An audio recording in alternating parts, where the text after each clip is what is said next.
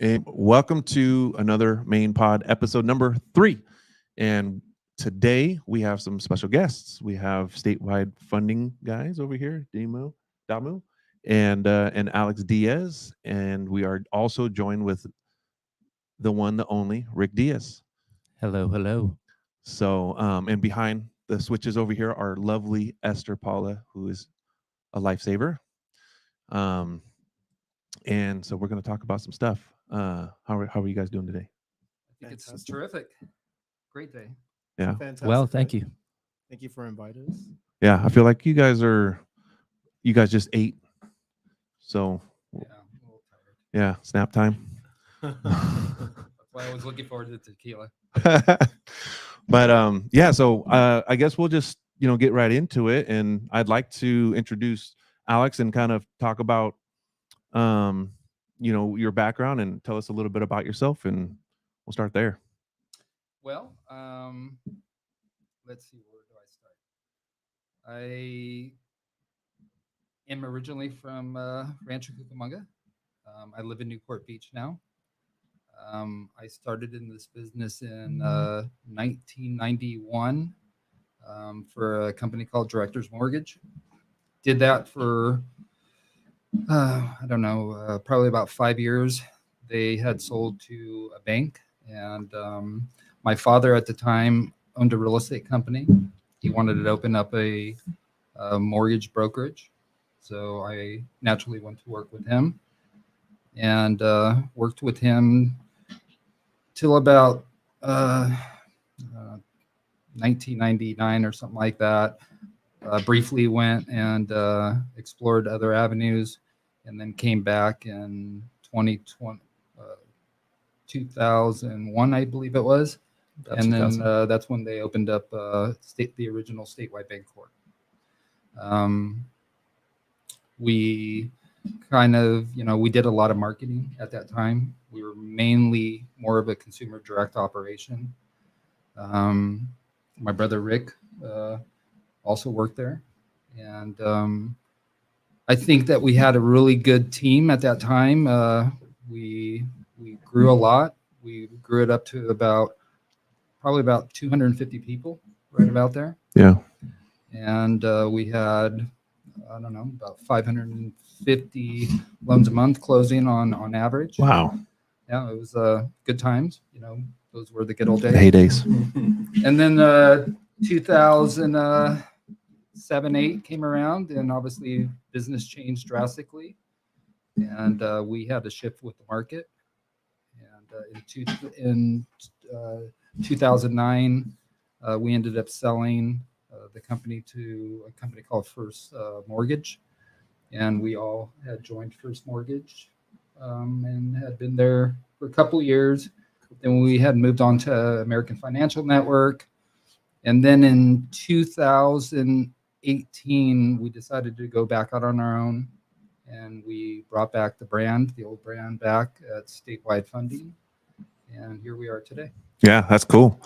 When you were 1991 and you went into the business because your dad was in real estate, growing before that, did you know that's what you were going to do, or it just kind of happened? It just happened. I just kind of stumbled into this business. I didn't even know that mortgage and real estate were related. At that time, I had a friend of ours that her dad owned a mortgage company, and I always kind of looked up to him. And Big Daddy Ray. Yeah, Big Daddy Ray. And I had asked him, I think on a river trip, what he did for a living. He told me he was in mortgages. And then when I got back, I immediately started looking into mortgages, and I found a mortgage company that was hiring. I went to work there and lasted there probably maybe 6 months before I actually ended up going to work for Ray at Directors. So. Yeah. And when you went on your adventures out of real estate and mortgage, what did you do, or what brought you back? What do you mean? You said you took a hiatus from. No, the hiatus was that I wasn't working with my father from Okay. 1999 to to 2001, right around there. Okay. So about a year and a half, I think. I think that's probably about accurate. I was working at another mortgage Okay. company. Okay. So, but I did learn a lot at that other place, and I just kind of emulated some of the ideas that they were doing, and I Mhm. brought it back, and we opened up the original Statewide Bancorp. Yeah. And I think it's pretty rad that you guys brought it back, because it was, the family and that stuff. What was that like, and where's statewide funding now? Well, working with family was awesome. I do miss, the collaboration and the relationships that a lot of us made. And, there's so many people that were part of the original Statewide that are still in the business, either doing real estate or maybe doing loans at other companies. But a big group of us still all stayed together. And so today, Statewide, there's about 150 of us total between loan officers, staff. The difference this time around is we were just a mortgage broker then. Today, we're also a mortgage broker, but we're also a lender. So we employ underwriters. We underwrite the loans, and we close them and sell them off. So it's a little bit more of a large, bigger step than what the original Statewide was. Yeah. But, that was our goal when we decided to kind of bring it back, and I'm happy where we're at right now. Obviously the business right now is it's kind of contracted a little bit, but during these times there's always opportunity, and I think that we're gonna come out of this thing bigger and stronger than we did before. So Yeah. And with me right next to me is Damu. Tell us about yourself. Oh, wow. Well, my name is Damu Riley. I've been in the business now for about 22 years. I started with actually a friend of Alex's with Aaron Sandusky at Mortgage Solutions. And then from there, we branched off from there and worked with a guy by the name of Jason Krebs at JRC Group. And then we went from there. We ended up merging with Statewide, with Alex, with the original Statewide, and got a chance to work with Alex and his dad and Rick. And then from there, we, the story like Alex said, and kind of just branched off and been going at it since then. So you've been in mortgage for a long time, or lending for a long, long time. Yeah. What got you into that business part of the business? Because you were probably pretty young back then. Yeah. My ex-wife got me into the business. At the time, I was doing modeling and acting, and I needed something with flexibility, and so that's why I got into the business. Take it off. Yeah. So that's kind of how I got introduced to the business. She worked for a company, and she really loved it. And she thought it would be really good something that gave me the flexibility to be able to go on auditions and still do everything that I wanted to do. Nice. Are we still modeling? No. On my own, at home, in the mirror, There's some photos out there circulating, but that's about it. Yeah. Well, cool. And you're still with Statewide, and you guys are doing it together. Yeah, still plugging away. Like Alex said, I mean, the business definitely has gotten tough, but it's all about just staying consistent, staying into it, and dealing with the chaos. I mean, I like I was telling Alex, I like it. It keeps you young. Yeah. Keeps you young. Yeah. This is episode number 3, and you just said it, and it's been talked about in every single episode so far, is consistency and that type of thing, especially during times like this where things are shifting and moving, and so it's a common theme. And Rick, I know a lot of people that are watching this right now kind of know you, but introduce yourself. Hi, everyone. I'm Rick Diaz. I'm broker owner of Main Street Realtors, and I've been in the business for about 23 years or so. I started out here with my brother in the family business, and we got to ride that roller coaster. That was really fun. we had a lot of fun though. We had a lot of fun. Too much fun. Going from 3 employees to building it up, like Alex said, to about 250, and obviously with the implosion that happened in 2007, that was kind of when I saw my opportunity to break away and branch off, and that's actually when we started branding ourselves as Main Street Realtors within Statewide, and eventually we spun off. If I remember correctly, Main Street Realtors, were you guys on Main Street? We were in Victoria Gardens above the Yard House, and a lot of stories there. Oh, a lot of stories, man. Yeah, I can imagine. Some fun. Some fun. It was a good time. It was. Maybe too good of a time. I mean, if you're going to have a real estate broker office above a bar, I mean, only bad things could happen. Well, that was probably. more the mortgage era, Mortgage. but yeah, I remember just Dad looking down around happy hour on Friday, like, where is everyone? Yeah, try to running And- a a call center, a mortgage call center above a bar. Yeah. That just was brilliant. Yeah, lunches were fun, and the rest of the call day was even more fun. Yeah. But Yeah. we had a lot of fun. We did a lot of business, and we made a lot of good friendships during that time. So Yeah. I think you all have been in the business a long time, a lot longer than me. I think I'm 7 years or something like that. So I've only known one market cycle so far. I was a part of the last one because I was a homeowner, so I was affected by it then. And so a lot of stuff's happening right now with interest rates. I mean, what is your take on what's happening, and what do you think is going to happen, with interest rates, over the next 24 to 48 months, and how's that going to affect the market itself with housing and all that? well, I think that we'll probably hold on to right around this level for a little while, maybe another 6 months, maybe 9 months. But I think next year you will see rates come back down, maybe somewhere in the 6 or 5% range, which will spark a lot more activity. And I think one of my biggest concerns is that sparks so much activity or demand that the prices are just going to go through the roof. Mhm. So, right now, for the most part, I think, prices have, from what I've read, it seems like it's all maintaining. Maybe you have certain sections that you have some contraction though, but for the most part, things are maintaining, maybe even going up. But I think next year rates should come back down to that 5% level.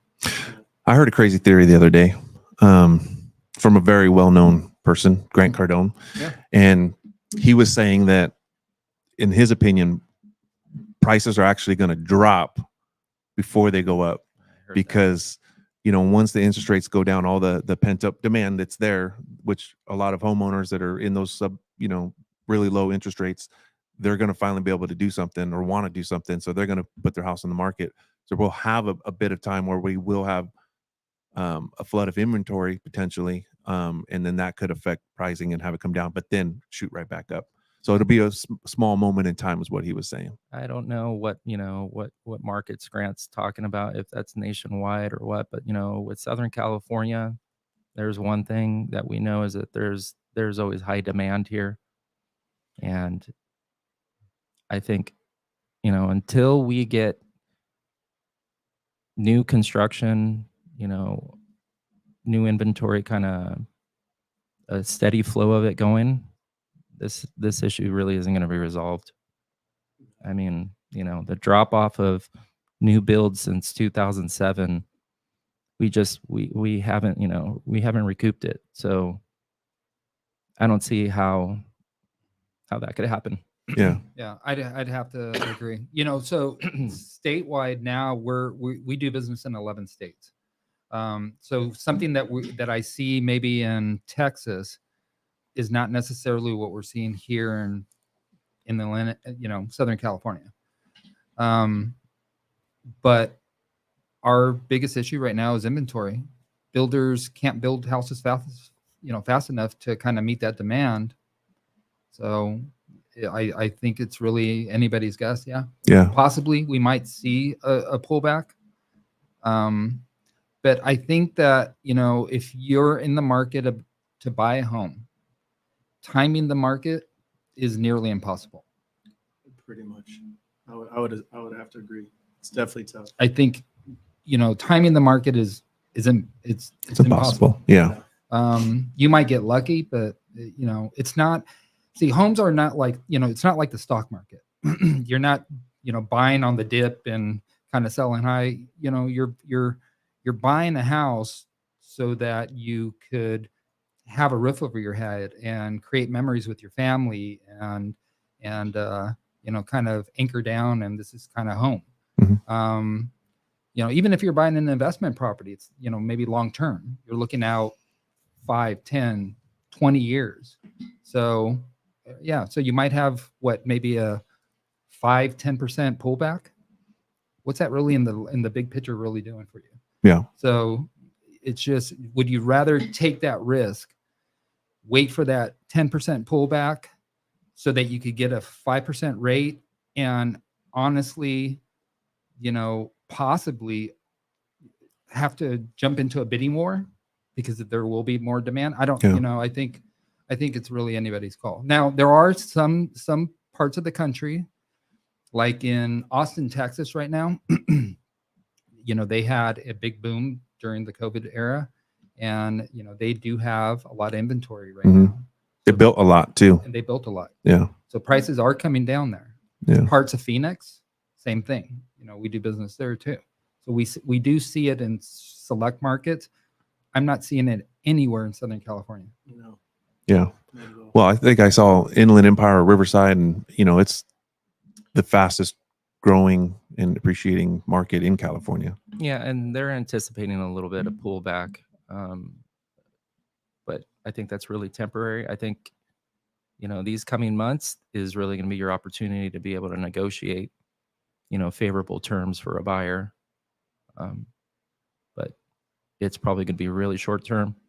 I'm a little bit more pessimistic on what's going to necessarily happen with rates. We really don't know what's going on. Anytime you listen to any type of experts, there's no foreseeable future. So,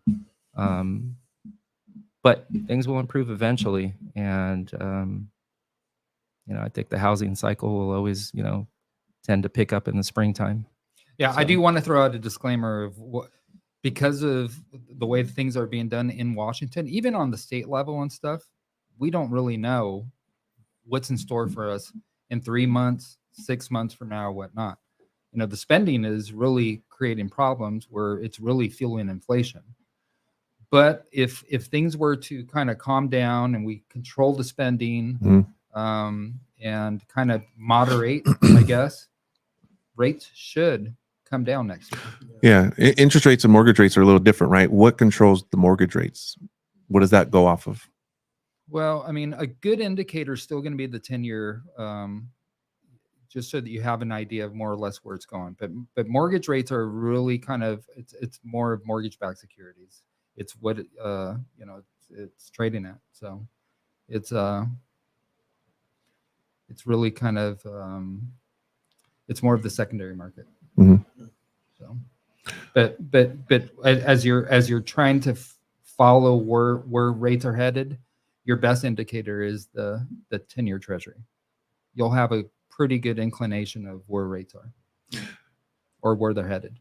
Yeah. As you see that drop, you should start to see mortgage rates drop also. Follow it. Yeah. I know last year coming into this year, we thought to Rick's point, or your point, we don't know really what's going to happen because they're in control. We thought that it would be coming down already. That was kind of the last year, December, November. Oh, mid next year, we start to see rates start to come down. And we haven't really seen that. It just keeps notching up. Do you think, and I know I was talking to somebody yesterday and they were saying, they're lending and they're like, next year we probably will start to see it mid-year start to come down. And, start to have some relief in that. It's really coming down to the spending. Yeah. Our government officials have lost their mind. They are spending money like drunken sailors, and it's creating inflation, and it's creating rates moving up. Yeah. That's basically what's happening. Yeah. 100%. And it's not just one administration; it's all of them. Yeah. They're all just spending way too much money. Yeah. There's no Um, accountability for yeah. any of that. And one of the things that I kind of point out, because I just had this conversation with somebody recently, most businesses that had employees during COVID had, there was the ERC money, right? That's if you maintained employees on payroll, maybe I think it's 2020, 2021, you're getting basically money from the government. That's not a loan. And it's awesome to be a business owner. Those are awesome. And it's really helping, like in our business right now, kind of moderate and so on. But, that's more money that's being pumped out into the system. Yeah. It's that COVID money. It's still coming.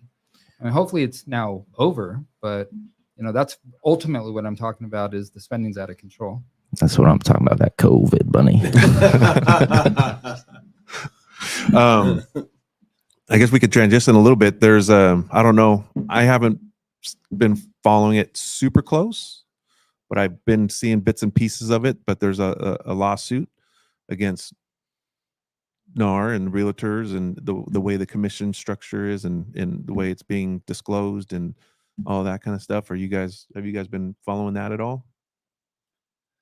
I have a little bit. I mean, me and Rick were just talking a little bit about it.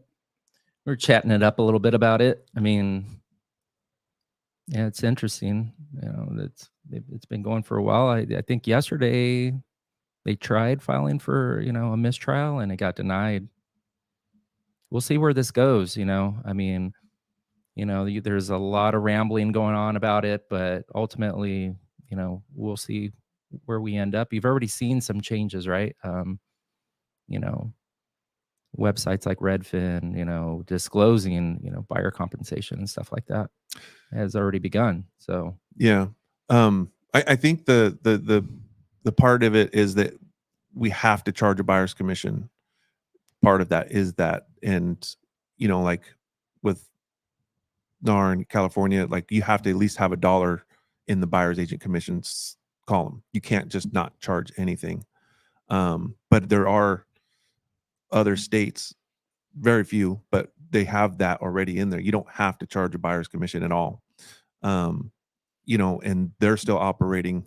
I was going to ask a question, but I'm kind of answering it myself. They were operating, still traditionally the way that we do in California, where we're offering a certain commission to the buyers, from the seller to incentivize, people to come and buy the house and pay that agent that brings the buyer.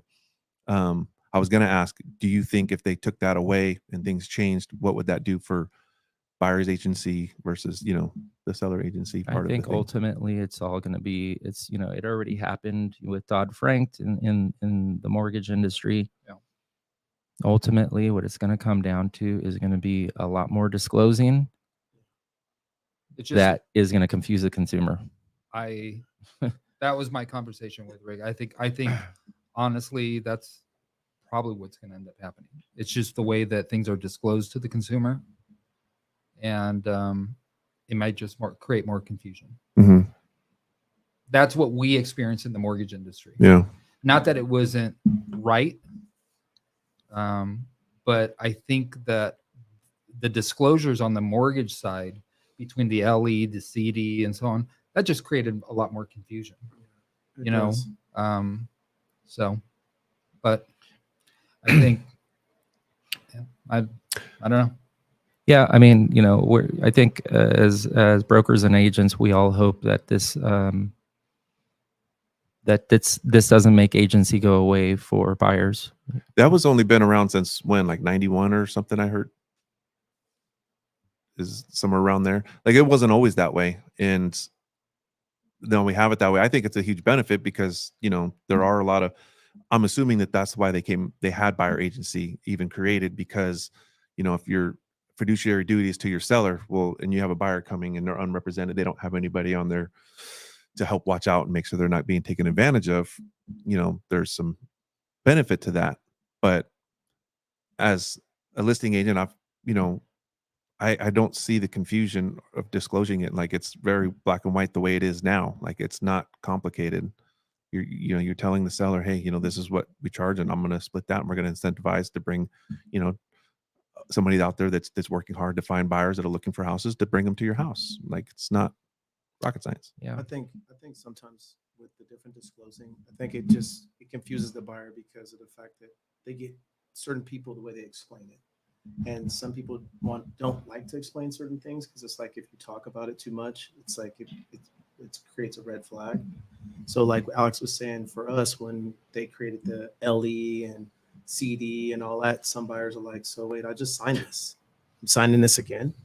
The loan estimate. The loan and estimate. Yeah. the closing disclosure. Yeah, closing disclosure. So sorry about that. LOs and all their acronyms, man. It's like, hey guys, let's slow it down a little bit, okay? Yeah. So All right. Slow it down for us realtors. Yeah. So the LE is the loan estimate, and then there's the locked LE that goes out after the loan is locked, and then the CD. Well, a client, they get those back to back. So they're like, well, didn't I just sign this? So it just sometimes it creates confusion, and also there are people in our business that are a little unethical, I wouldn't, to say the least. And I think sometimes the way they explain things, it makes it difficult for the other people with the way we practice business. So it could get convoluted. Gives everybody a bad name. I was in the car business before, so you have that stigma, and it's from people that are just doing things dishonest. So Correct. because everybody, even the honest people, are dishonest. So Yeah. Yeah, we'll So- see how this all lays out. I think that you'll see it's just going to be just the way that things are disclosed. It's just going to change. I know that there's some of the things I've read. It's like the buyer's going to start paying the commissions to the buyer's agent. I would be very surprised if it goes that far. yeah, I'd be very surprised. yeah. Well, and that's why I was talking about that state that already has it the way that they're talking about, and it doesn't go down that way. The seller's still paying, a certain commission, and they're splitting it with the buyers, and nothing's changed. And it's been that way for a while in those Yeah, states. It all comes down to how things are being disclosed. That's it. So, yeah, I can't.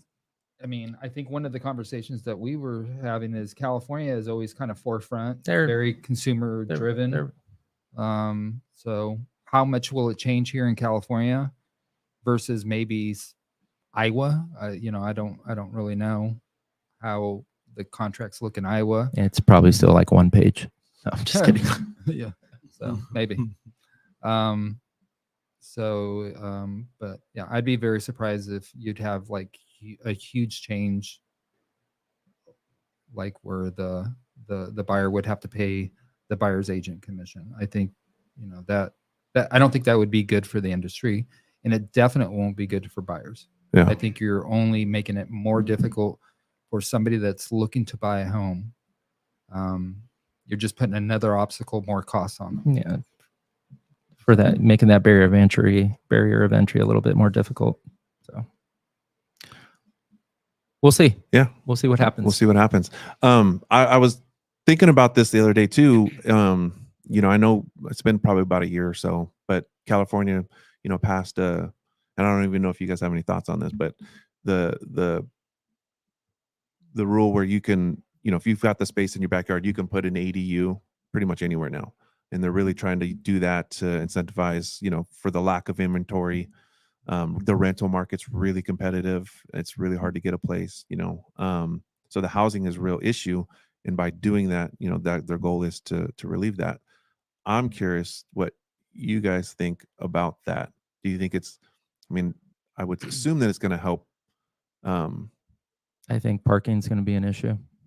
Yeah. And so that's, where I'm talking, the cool thing about California versus like a place like New York is, it's the suburbs out here. We're outside of LA. We've got, especially in the Empire, it's not like LA. LA parking is an issue. There's people piled on top of people. And now, we're doing things like this to to try to help that. Do you think it helps property value? Do you think it's going to hurt property value out here? What kind of effect? ADUs? Mhm. Well, I mean, it's already proven that ADUs help property values. Mhm. I mean, And I- now you could purchase a home that has an ADU and count the rents on an FHA loan Mhm. For the, yeah. and help you qualify. So it's a thing. Yeah.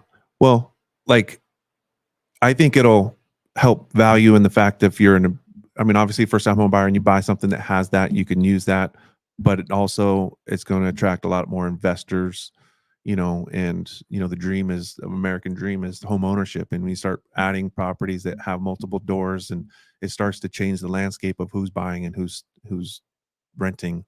I know if I'm moving into a neighborhood and there's a ton of ADUs and I have a family, and I don't really want that for my family. I'd rather, live somewhere different. So to me, that it does affect that value of that neighborhood, at least for the family versus the investor. yeah, I think that's a lifestyle choice, though. When you're comparing to more dense populations like in Los Angeles, Newport Beach. that's just part of the norm. Yeah. It's very normal in Newport Beach Mhm. with houses with ADUs. Yeah. Yes. It's just, land is scarce and rents are expensive. And you're having more of the family units, I think, also are kind of, it's not only necessarily about, renting it to somebody. Yeah. Maybe it's your mother, or maybe it's your, son or daughter. I think it's keeping family units kind of together.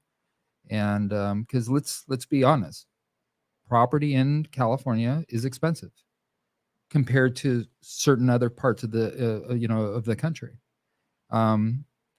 So I think it's a thing. I think it's really kind of something that we'll see more of in the next 10, 20 years. It'll be very common to see you're buying a house because maybe your mother, you need to keep her close. Maybe she's, elder or whatnot. I think it's a big advantage, and it kind of helps with the Prices.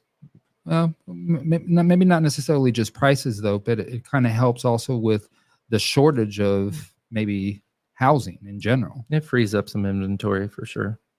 Yeah. So like I said before, I haven't gone through a lot of cycles, but I know in 2018, I was talking to people and they're like, it's almost 10 years. I'm going to wait. 2019, it was kind of the same thing. Then 2020 hit, I don't know what's going to happen. I'm just going to wait. Prices are still going up in 2021. And then 2022, interest rates go up. Yeah, I'm going to wait. So, but prices are still, they should be coming down with the interest rates where we're at, but inventory is causing them to stay up. And I've been saying, for a long time, if you look at like San Francisco or Northern California, prices have been up. It's very expensive to live up there. And I said, what's to say that prices have to come down? Because everybody's like, they have to come down. They have to come down. Well, they didn't come down up there. You can still buy a 1,200 square foot house for $2 million, And so what do you think? And we've talked about construction, how long we didn't build for almost a decade. We barely built anything. And now we're trying to play catch up to that.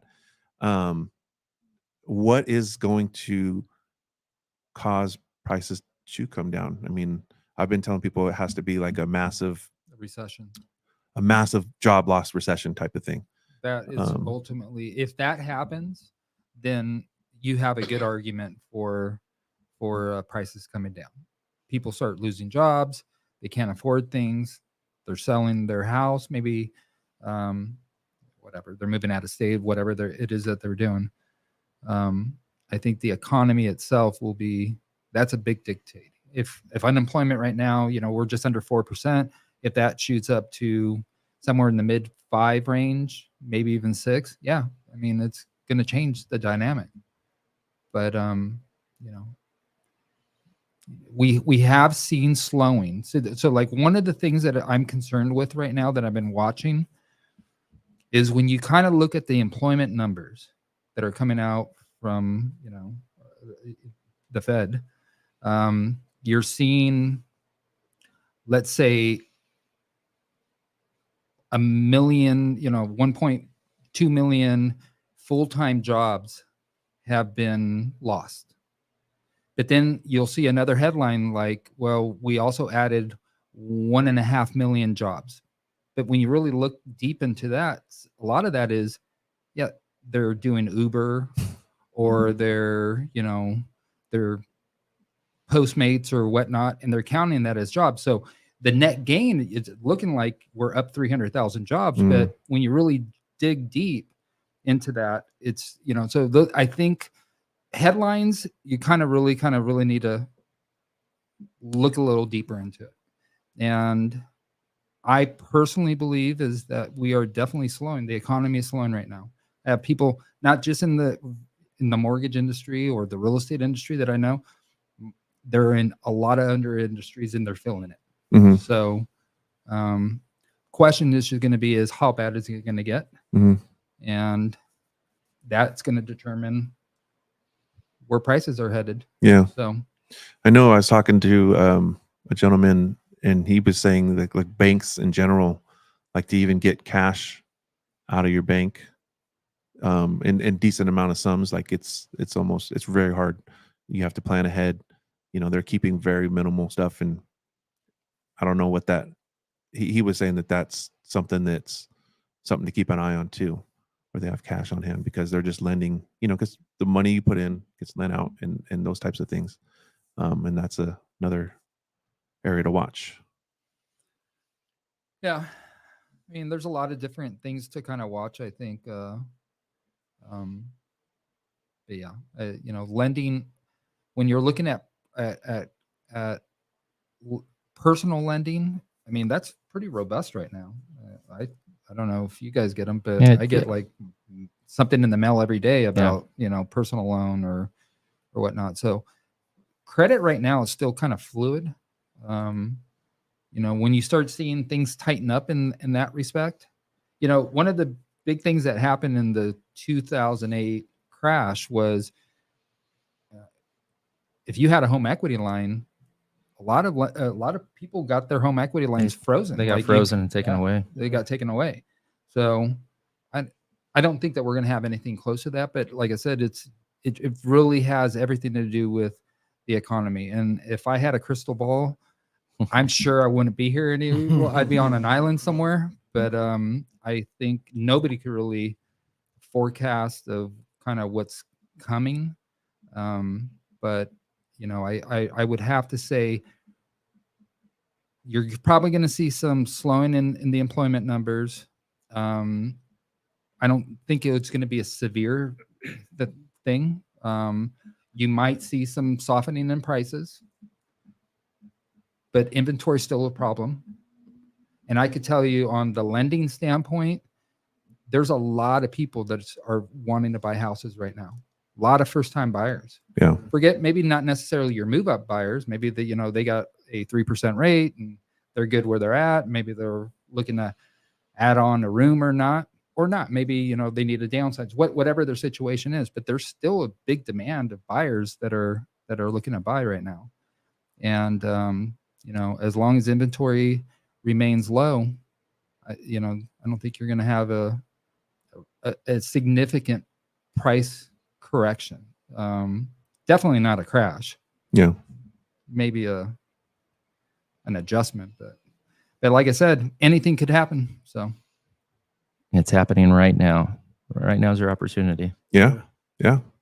Now's the time to buy. Now's the time right now.